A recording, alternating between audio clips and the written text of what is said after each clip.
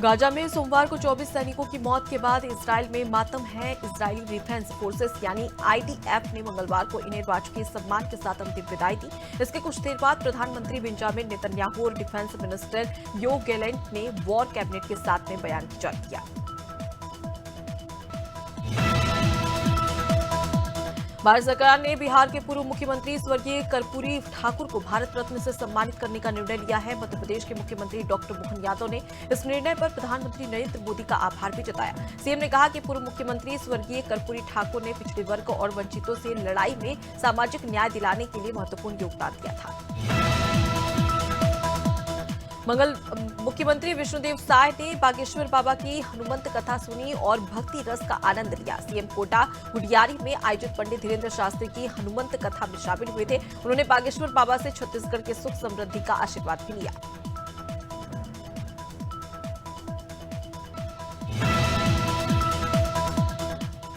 Kullu national park में 3 नन्हे चीतों शावकों का जन्म हुआ है, जिसके लिए मध्य प्रदेश सीएम डॉक्टर मोहन यादव ने प्रदेशवासियों को बधाई दी है।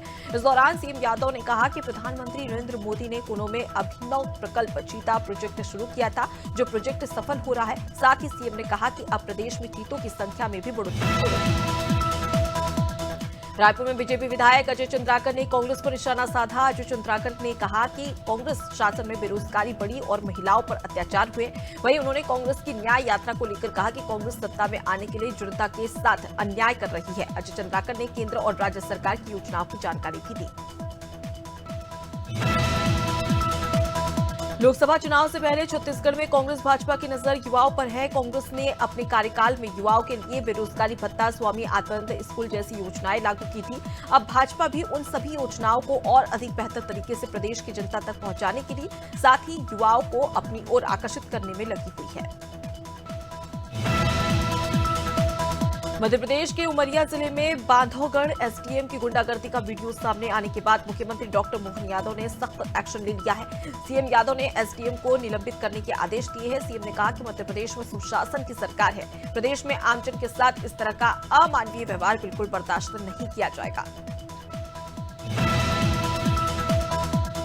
हरदोई में अज्ञात युवक का अज्वला अवस्था में शव मिलने से क्षेत्र में हड़कंप मच गया है। पूरा मामला पिहानी थाना क्षेत्र के बताया जा रहा है, जहां अज्ञात युवक का शव देखते ही लोगों ने इसकी सूचना पुलिस को दी। सूचना मिलते ही पुलिस मौके पर पहुंची, साथ ही फॉरेंसिक टीम भी मौके पर पहुंची। फिलहाल पुलिस ने शव को कब्जे में लेकर मामले की जांच शुरू कर दी है। अमेठी में रामोत्सव के दौरान बड़ा हादसा हो गया। यहां शोभा यात्रा के दौरान 9 बच्चे बिजली लाइन की चपेट में आ गए। मामला संग्रामपुर थाना क्षेत्र के दुरई का पूर्वा गांव का बताया जा रहा है, जहां ग्रामीणों ने बताया कि ये हाई पावर बिजली की लाइन मानक के तहत नहीं थी, काफी नीचे थी, जिसकी शिकायत ग्रामीणों ने लाइनमैन से कई बार की थी, पर कोई भी कार्रवाई नहीं की गई। फिलहाल घायल बच्चों का इलाज चल रहा है।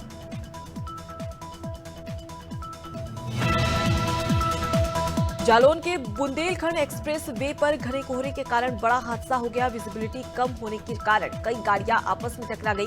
घटना में श्रद्धालुओं से भरी बस भी दुर्घटनाग्रस्त हो गई है। जानकारी के मुताबिक हादसे में 3 दर्जन से ज्यादा श्रद्धालु घायल हुए हैं, जिन्हें स्थानीय पुलिस ने अस्पताल पहुंचाया। कई श्रद्धालुओं की हालत गंभीर होने के कारण प्राथमिक इलाज के लिए रेफर कर दिया गया है।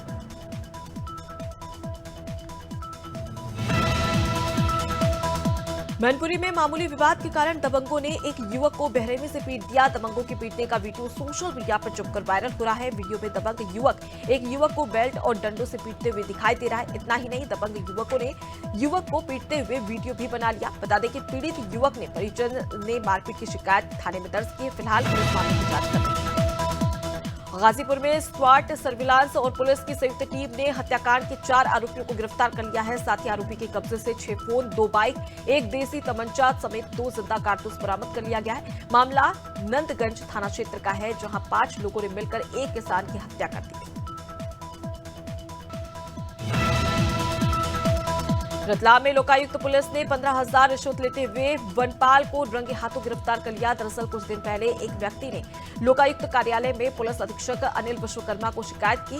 शिकायत के बाद वनपाल BBL पुष्कर ने 15,000 रुपए की रिश्वत मांगी थी। रिश्वत नहीं देने पर झूठे केस में फंसाने की धमकी दी जा रही थी, जिसके बाद लोकायुक्त पुलिस ने कार्रवाई की। एक और अयोध्या में रामलला की प्राण प्रतिष्ठा की स्थापना से पूरा देश राममय हो गया है, तो वहीं दूसरी तरफ खैरागढ़ में 2 युवक और एक युवती ने सोशल मीडिया प्रोफाइल पर एक आपत्तिजनक पोस्ट शेयर किया है, जिसको लेकर हिंदू सनातन धर्म के लोग नाराज हैं। इस मामले में विश्व हिंदू परिषद और सर्व हिंदू समाज के कार्यकर्ता ने थाने में शिकायत दर्ज की है। सिंगरौली जिले में वृक्षों की अवैध कटाई और बहुमूल्य लकड़ियों की तस्करी पर वन विभाग लगातार कार्रवाई कर रहा है। इसी क्रम में वन विभाग ने 317 नग खैर की लकड़ी को जब्त कर लिया है। मामला गांव क्षेत्र का बताया जा रहा है, जहां विभाग को इलाके से खैर के वृक्षों की अवैध कटाई की सूचना मिली थी, जिस पर विभाग ने गंभीरता से कार्रवाई की। राजधानी में कुत्तों का आतंक थमने का नाम नहीं ले रहा है। बीते दिनों कुत्ते ने मासूम को काट दिया था, जिसकी इलाज के दौरान मौत हो गई थी। परिजन के मुताबिक कुत्ते के काटने के बाद से ही मासूम अजीब हरकतें करने लगा था, जिसका इलाज भी नहीं चल रहा था। आपको बता दें कि 15 दिन के बाद बच्चे की मौत हो गई। मामले में मेयर मालती राय ने दुख जताया है। सिंगरौली में कांग्रेस पार्टी कार्यकर्ताओं ने राष्ट्रपति द्रौपदी मुर्मू के नाम कलेक्टर को ज्ञापन सौंपा। दरअसल असम में राहुल गांधी के भारत जोड़ो न्याय यात्रा के काफिले पर पथराव और यात्रा को विफल किए जाने के विरोध में प्रदर्शन किया जा रहा है। कांग्रेस के अध्यक्ष अरविंद सिंह चंदेल ने बताया कि ज्ञापन 3 सूत्री मांगों को लेकर कलेक्टर को सौंप दिया गया है। सागर जिले के शाहगढ़ जनपद पंचायत में धांधली चरम पर है। यहां भारी अनियमितता देखने को मिल रही है। मामला गुगरा खुर्द ग्राम पंचायत का है, जहां सरपंच के कराए गए निर्माण कार्यों में गजब का घोटाला देखने को मिला। गुगरा पंचायत में 9 युवक सरपंच हैं। इसकी कार्यशैली से ग्रामीण काफी परेशान भी नजर आ रहे हैं।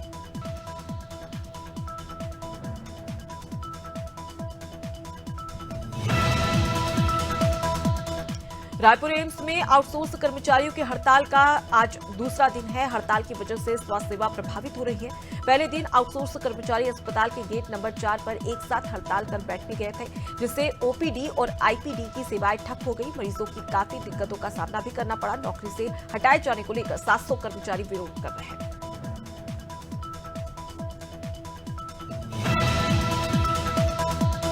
देहरादून पुलिस मुख्यालय की ओर से गणतंत्र दिवस के अवसर पर सेवा के आधार पर पुलिस अधिकारियों और कर्मचारियों को सम्मानित किया जाएगा।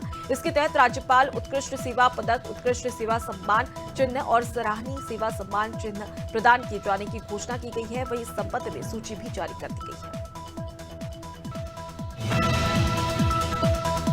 आगामी 26 जनवरी के पर्व को देखते हुए देहरादून पुलिस ज्यादा मुस्तैद हो गई है। देहरादून के एसएसपी अजय सिंह ने बताया कि 26 जनवरी देश का सबसे बड़ा पर्व है। सुरक्षा व्यवस्था को लेकर सभी व्यवस्थाएं की जा रही है। उन्होंने कहा कि ज्यादा भीड़भाड़ वाले स्थान और अन्य जगहों पर अभियान चलाया जा रहा है। खास तौर पर होटल धर्मशालाओं में चेकिंग अभियान चलाया जा रहा है।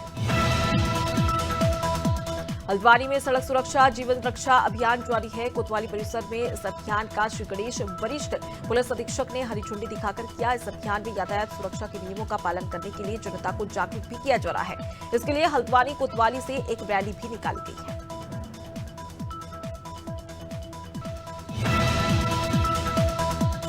हरियाणा के सूचना जनसंपर्क एवं भाषा विभाग के महानिदेशक ने सीएम मनोहर लाल की पहल की तारीफ की है। महानिदेशक मनदीप सिंह बराड़ ने का कहना है कि सीएम मनोहर लाल इनोवेटिव सोच के साथ प्रदेश में अनूठी योजनाएं लागू कर हरियाणा की विकास की राह पर आगे बढ़ा रहे। हरियाणा की कई योजनाओं का दूसरा गाजीपुर में कांग्रेस के कार्यकर्ताओं ने स्वतंत्रता संग्राम आंदोलन के वीर सिपाही सुभाष चंद्र बोस की जयंती मनाई। आपको बता दें कि ये जयंती जिला मुख्यालय के सूरज पार्क में मनाई गई। इस अवसर पर सुनील राम ने कहा कि सुभाष चंद्र बोस की जयंती को हम पराक्रम दिवस के रूप में याद करते हैं।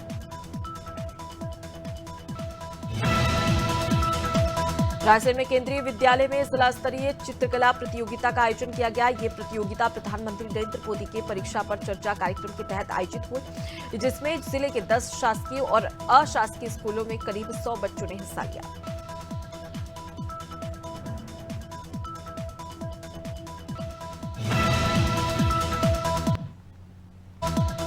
राजधानी दिल्ली के कर्तव्य पथ पर होने वाली गणतंत्र दिवस परेड की रिहर्सल जोरों शोरों से चल रही है। इस साल परेड में खैरागढ़ नगर पालिका परिषद की स्वच्छता कर्मी जयश्री ताम्रकार भी शिरकत करेंगी। उनका चयन भारत सरकार ने किया है। वे अपनी नगर पालिका क्षेत्र की पहली महिला स्वच्छता कर्मी है, जो दिल्ली की परेड में शामिल होंगी। जांजगीर चांपा जिले में गणतंत्र दिवस समारोह के लिए अंतिम रिहर्सल की गई। हाई स्कूल मैदान में कलेक्टर आकाश चिकारा और एसपी विजय अग्रवाल ने फाइनल रिहर्सल का जायजा लिया। अधिकारियों ने कमियां सुधारने के निर्देश भी दिए। आपको बता दें कि 26 जनवरी के समारोह दिवस में विधायक अमर अग्रवाल मुख्य अतिथि के रूप में मौजूद रहेंगे। गणतंत्र दिवस को लेकर तैयारियां तेजी से की जा रही है। इस मौके पर महासमुंद शहर के स्थानीय मिनी स्टेडियम में आज एसडीएम उमेश साहू ने मुख्य अतिथि के रूप में पहुंचकर तिरंगा फहराया और परेड की सलामी ली। साथ ही 26 जनवरी को होने वाले सांस्कृतिक कार्यक्रम का पूर्व प्रदर्शन भी किया गया। इस दौरान एसडीएम के साथ जिला कलेक्टर और एसपी भी मौजूद रहे। रामलला की प्राण प्रतिष्ठा के शुभ अवसर पर डाक विभाग ने कई सार्थक योजनाएं और आयोजन किए। आपको बता दें कि इस दौरान इंदौर के डाकघर में अनोखी डाक प्रदर्शनी देखने को मिली। दरअसल जीपीओ में मर्यादा पुरुषोत्तम भगवान श्री राम के संबंधित डाक टिकट और विशेष आवरण प्रदर्शनी लगाई गई थी।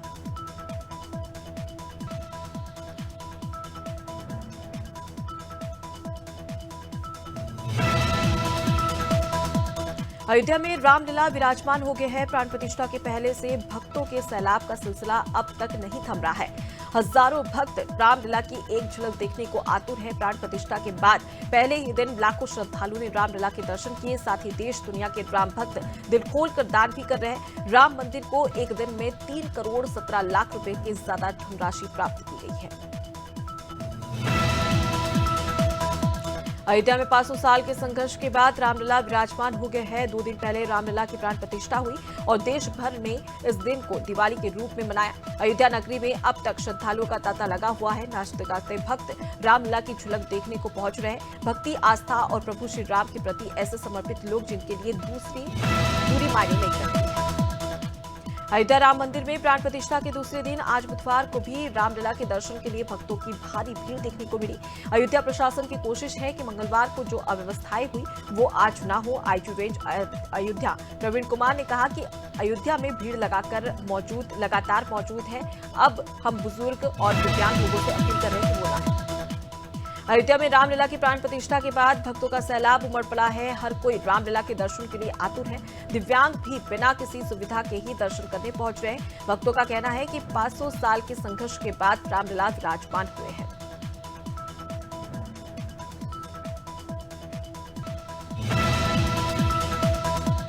शेयर बाजार में गिरावट देखने को मिल रही है। सेंसेक्स करीब 165 अंक की गिरावट के साथ 70,200 के स्तर पर कारोबार कर रहा है। वहीं निफ्टी में भी 36 अंक की गिरावट है। ये 21,200 के स्तर पर कारोबार कर रहा है। सेंसेक्स के 30 शेयरों में से 20 में गिरावट और 10 में तेजी देखने को मिल रही है। एमजी मोटर्स इंडिया में जेएसडब्ल्यू की 38% हिस्सेदारी होगी। आपको बता दें कि कंपटीशन कमीशन ऑफ इंडिया ने जेएसडब्ल्यू वेंचर्स सिंगापुर को इस बात की मंजूरी दे दी है। इसके साथ ही कंपटीशन कमीशन ऑफ इंडिया ने डाबर इंडिया को चलाने वाले मर्बल फैमिली को भी हिस्सेदारी देने की मंजूरी दी है। एमआई अमीरात ने ILT20 में लगातार दूसरी जीत दर्ज की है। टीम ने मंगलवार को अबू धाबी नाइट राइडर्स को 9 विकेट से हराया। इस जीत से टीम लीग की पॉइंट टेबल के टॉप पर पहुंच गई है। टीम के खाते में 2 जीत और 1 हार है।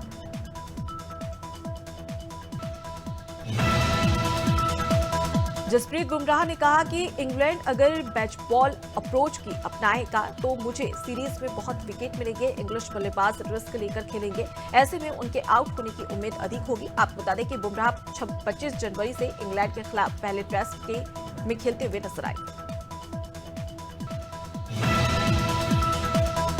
पाकिस्तान क्रिकेट बोर्ड PCB के चुनाव होने पर मोहसिन नकवी को अध्यक्ष पद संभालना है। आपको बता दें कि ये संभावनाएं जताई गई है, जहां पाकिस्तान मीडिया के मुताबिक चुनाव अगले सप्ताह की शुरुआत में हो सकता है। पिछले हफ्ते जका अशरफ ने चेयरमैन पद से इस्तीफा दिया था। –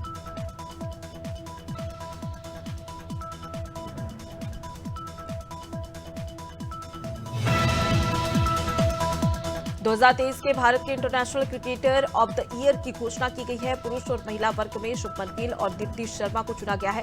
पूर्व दिग्गज ऑलराउंडर रवि शास्त्री को लाइफ टाइम अचीवमेंट अवार्ड दिया गया। BCCI ने खिलाड़ियों को सम्मानित किया है।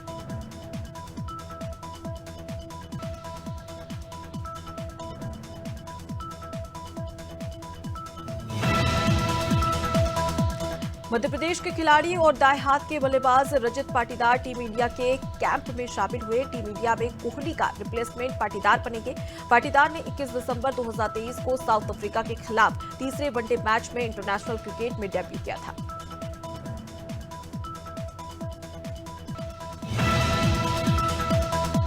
अपार शक्ति खुराना ने हाल ही में भाई आयुष्मान खुराना के साथ 21 साल पुराना एक वीडियो शेयर किया है। इस क्लिप में दोनों भाई सिंगिंग ऑडिशन देते हुए नजर आ रहे हैं। सोशल मीडिया पर यह वीडियो फैंस को काफी पसंद आ रही है। आपको बता दें कि आयुष्मान खुराना और अपार शक्ति खुराना काफी सालों से फिल्म इंडस्ट्री में काम कर रहे हैं। बॉलीवुड की फिल्मों में हर साल नई फिल्मी जोड़ियां लॉन्च की जाती है। इस साल भी ये ट्रेंड देखने को मिलेगा। हाल ही में आई फिल्म मैरी क्रिसमस में कैटरीना कैफ और विजय सेतुपति का फ्रेश पेयर सामने आया था। इस दौरान नई जोड़ी को फैंस ने काफी पसंद भी किया था। इसी तरह आगे भी इसी प्रकार का सिलसिला जारी रहेगा। सलमान खान की फिल्म द बुल की शूटिंग अगले 2 महीनों के लिए पोस्टपोन हो गई है, जिसके कारण जौहर प्रोड्यूसर करेंगे। आपको बता दें कि पिछले साल ये कंफर्म किया गया था कि फिल्म फरवरी 2024 में फ्लोर पर जाएगी। एक रिपोर्ट की माने तो डायरेक्टर विष्णुवर्धन के निर्देशन में बनने वाली इस फिल्म की शूटिंग 2 महीने के लिए पोस्टपोन कर दी है। गंगूबाई काठियावाड़ी के बाद संजय लीला भंसाली जल्द ही मॉडर्न लव स्टोरी पर बन रही फिल्म की तैयारी कर रहे हैं। इस फिल्म की कास्टिंग की तैयारियां शुरू हो चुकी है। रिपोर्ट्स की माने तो फिल्म में आलिया भट्ट, रणबीर कपूर और विक्की कौशल लीड रोल में होने वाले हैं। Sanjay Leela Bhansali modern love story को पर्दे पर लाने के लिए बेताब है। एनिमल के डायरेक्टर संदीप रेड्डी वांगा ने एक इंटरव्यू में कहा कि हिंदी फिल्म इंडस्ट्री किसी को बपौती नहीं है। आपको बता दें कि साथ ही संदीप ने कहा कि लोगों को बर्दाश्त नहीं हो रहा है कि एक साउथ का डायरेक्टर यहां आकर फिल्में बना रहा है। ऊपर से वो फिल्में ब्लॉकबस्टर साबित हो रही है।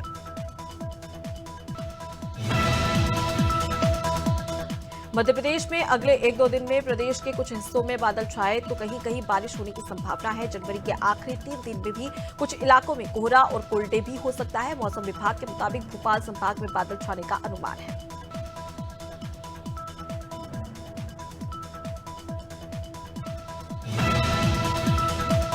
छत्तीसगढ़ में कड़ाके की ठंड का सितम जारी है। आज प्रदेश के कई इलाकों में बारिश होने की संभावना है। साथ ही इससे कोहरा गहराएगा। सुबह से ही बादल छाए हुए हैं। कई इलाकों में हल्की बारिश भी रिकॉर्ड की गई है।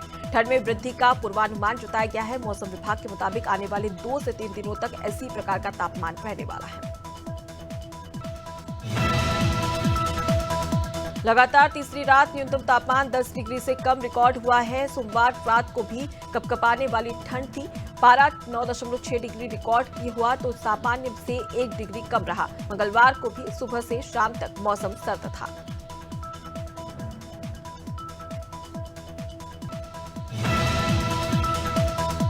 बादलों की आवाजाही के बीच आज सीकर में रात का तापमान 1 डिग्री बढ़ गया। वहीं सुबह सीकर जिले के ज्यादातर इलाकों में घना कोहरा भी छाया रहा, जिसके चलते विजिबिलिटी 10 मीटर तक रही। फिलहाल सीकर में आज और कल कोहरा छाया रह सकता है।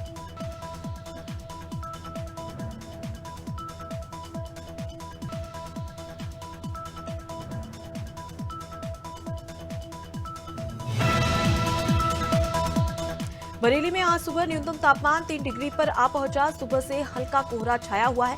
इससे पहले मंगलवार को घना कोहरा छाया रहा और दिन भर धूप नहीं निकली। आज दिन में अधिकतम तापमान 13 डिग्री पहुंचने का अनुमान है। हवा की गति 60 किलोमीटर प्रति घंटा ही रहेगी। मौसम विभाग के मुताबिक अगले 2 से 3 दिनों तक बरेली और आसपास के जिलों में कड़ाके की सर्दी रहेगी।